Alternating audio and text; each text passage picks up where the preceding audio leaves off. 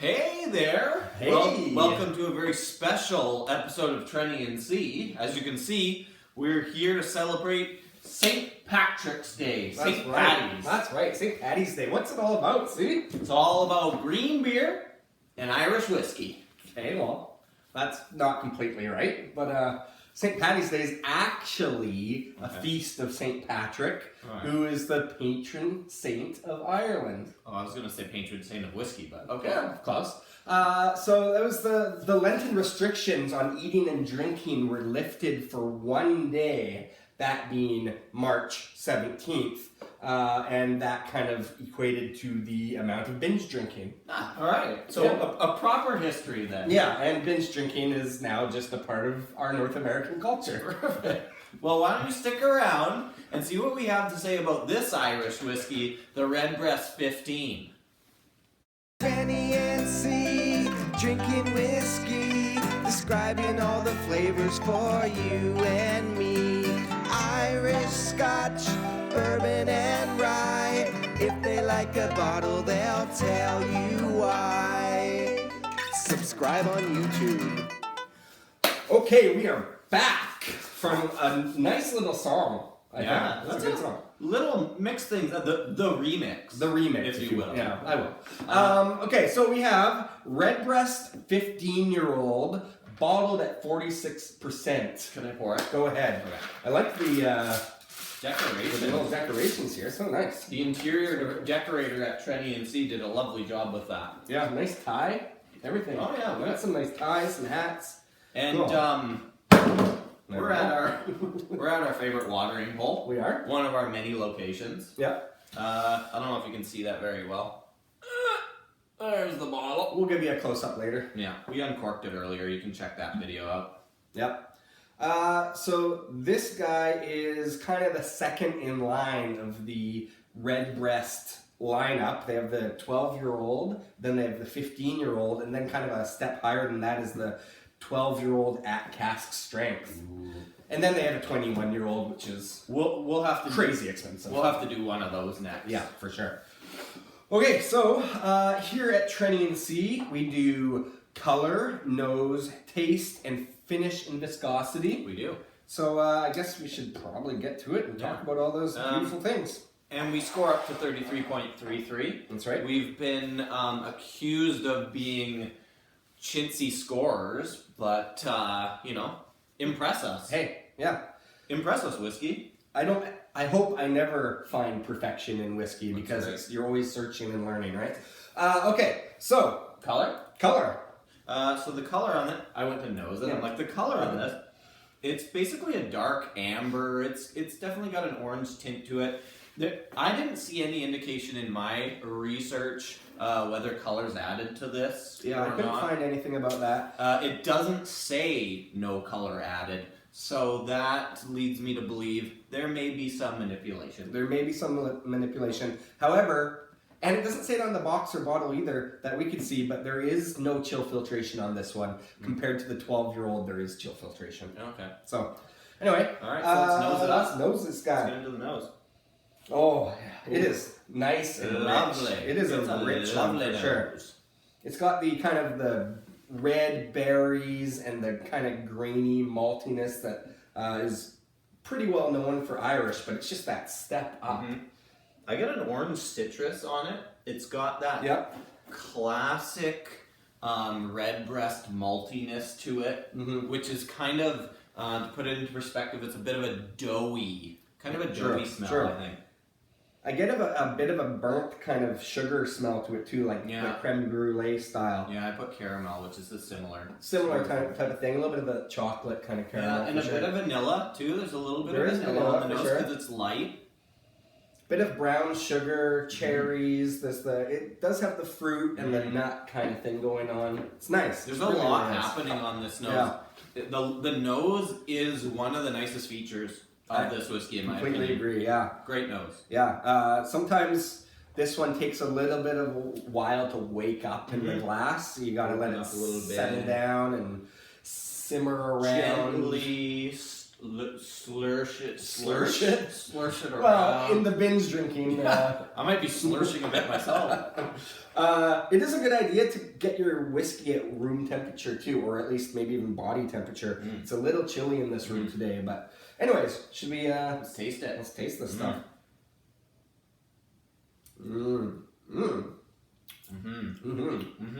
Yeah. This is bottled at 46%. Right.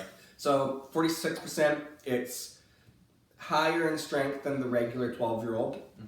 And it's still completely drinkable without water.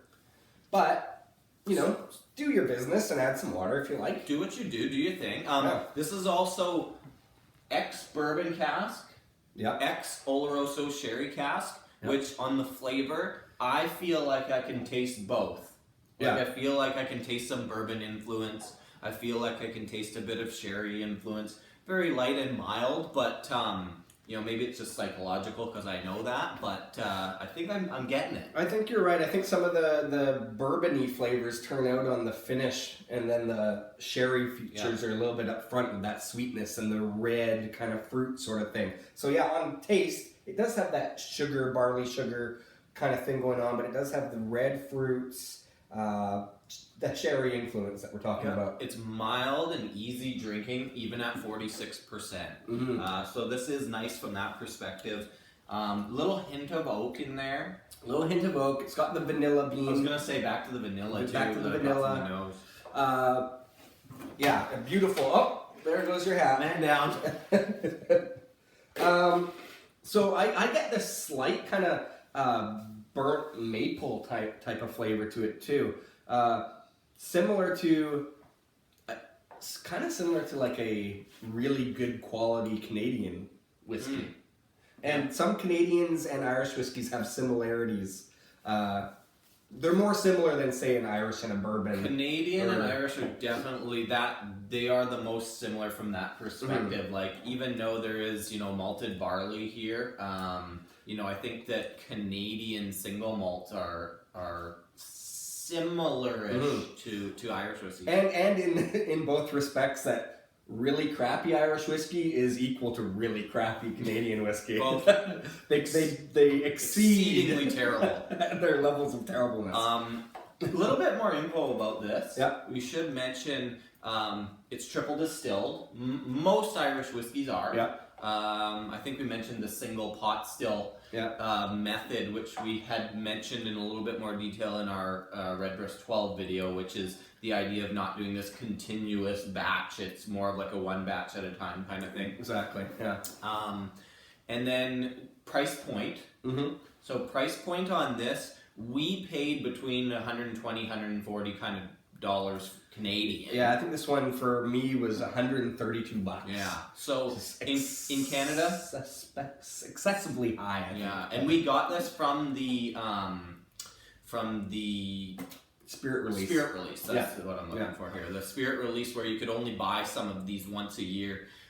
So yeah, price range 120 to 140 Canadian. It looks like through our research on the internet, US $85 to $100. Yeah. But when we gave the lower price in US dollars last time on the Redbreast 12 video, people were laughing at us, being like, "You can't get it for that here." Yeah, so maybe we aren't too far off in BC with the prices on this. However, going from the 15-year-old to the 21-year-old was like almost $100 difference right there. It was, I think, $248 or something like that. That'd have to be some damn good whiskey. Yeah, maybe not worth it. No. You guys tell us. Who knows? Yeah. I don't know. Okay, we'll get there someday. Yeah. So finish. It has this spice to it, but it is crisp. It is clean. It does linger around, kind of like a dark cocoa wood, with that kind of bitterness to it. I got a bit of a pepperiness on the finish, just a light pepperiness, and this is where I got some of the harsher flavors. Not like super harsh and bad, but there was a slight kind of metallic, sulfury kind of thing going on the finish, but not enough to like put you off or anything. But it was just a tasting note that I got there. And I found that too when I first started tasting this one, and that's why I said you got to kind of let it open up a bit, because that first initial taste, the nose is amazing. Then the taste, like, it maybe doesn't match what the nose was. Needs a minute, but it does need a couple minutes, and then you don't get that metallic kind of aftertaste as much. Viscosity. I find this one actually quite creamy and like oily, and it like coats the glass. And for as clean and fresh as it is, it's still relatively heavy for being triple distilled. Okay. And being triple distilled, you know, it gets lighter and lighter as it goes through the stills. And I felt that it was kind of a medium body. Yeah. So it's probably on that medium to heavy. Yeah. That medium to heavy kind of range on the viscosity. Okay, so I mean, overall, we're really, really, really liking this one. Yeah. And Redbreast as an Irish whiskey is, if you can get it, go get it in general, because Redbreast, It's one of the top. taste it beside like Jameson puts out a good product, but taste it side by side and you'll see the quality difference. It's pretty huge. It has its own unique flavor profile, Yeah, Redbreast in general. Yeah, it does. Has its own flavor profile. So, you know, people always say, is it the water? Is it the cask? Is it the still? Is it the grain? What is it that makes that whiskey great? And maybe it's all four of them. It's probably a little bit of everything. I mean, you can have whiskeys made side by side and stored side by side, and they are different products. Almost, you know? Different flavor. Hence flavor the profiles. single cask bottlings. Yeah, right? exactly. Okay, so let's score it up. I gave it a 27.67. You gave it a 27.75. We're pretty Very on point close, there, very which close. equals up to a 27.71 out of 33.33. It's a good score. Go buy this bottle. It's delicious. Especially if you can get it under $100. Exactly. Especially. Well, hey, you've been watching Trenny and C. Happy St. Patrick's Day. Hope you've got your green hats and your green ties and your Irish whiskey and green beer ready. Whatever you do, don't add green food coloring to any of your whiskey. You're just gonna fuck it up. Hey, But cheers. do what you want. Do whatever you want. Cheers.